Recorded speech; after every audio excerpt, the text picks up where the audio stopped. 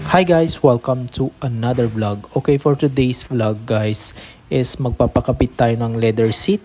Bale, nag-message ako sa Facebook nila tapos pina-home service ko na lang. So without further ado, let's go!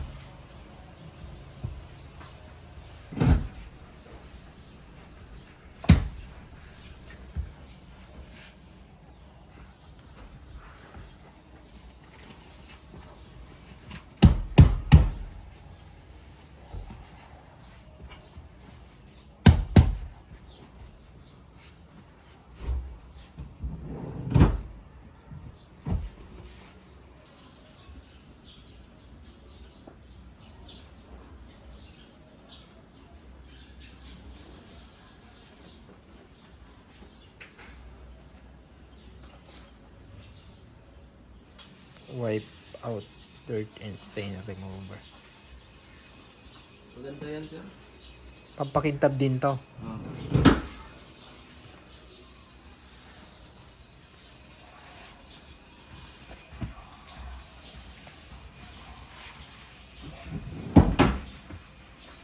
Hey.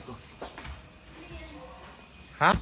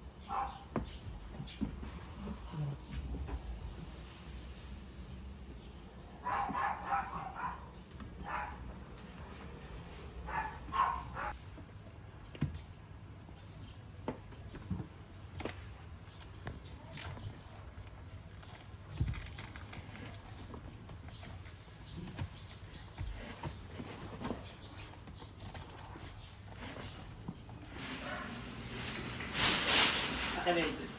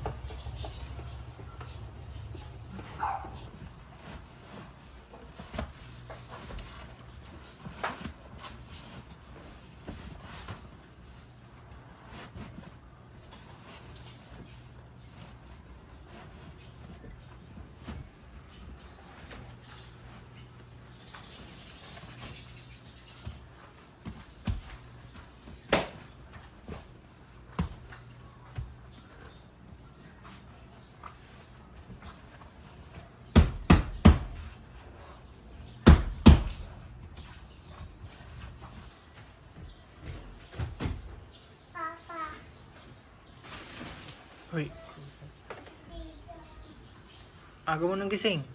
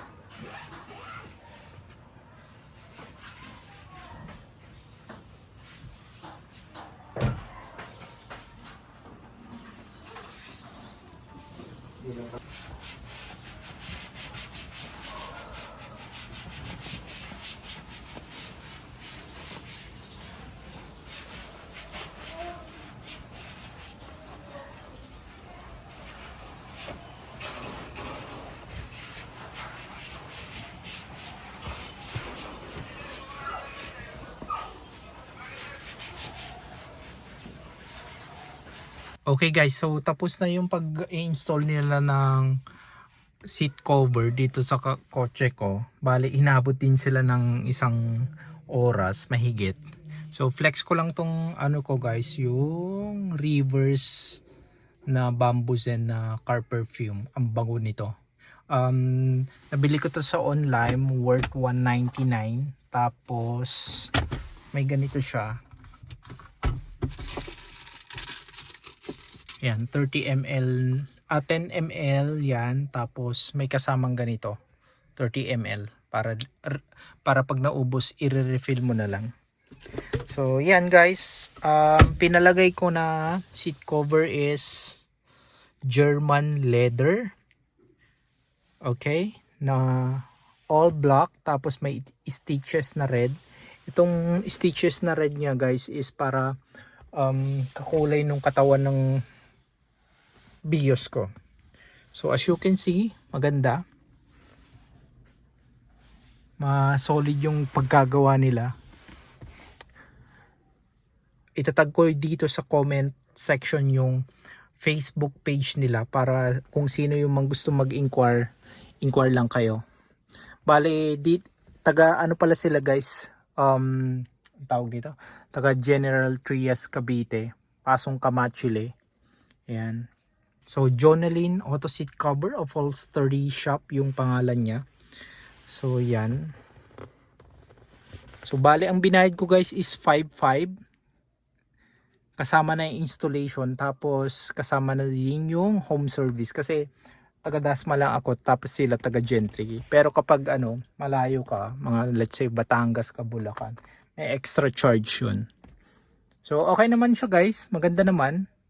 At, the reason why na pina leather seat ko is, ang hirap kasing linisin. So yung initially yung seat cover nito is tela lang, yung binigay ng kasa. Ayan. May unan pa. Ganda guys. Panalo, solid. Ayan guys. Oh.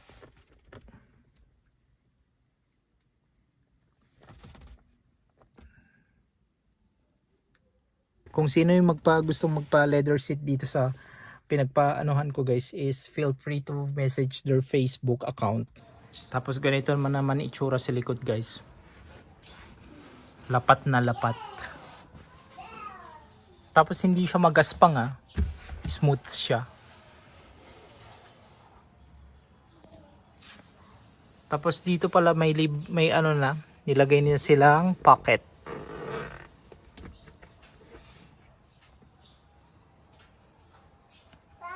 So that's all for my video guys. Don't forget to like and subscribe to my channel. Again, this is Jay Yano and I will see you again next time. Bye!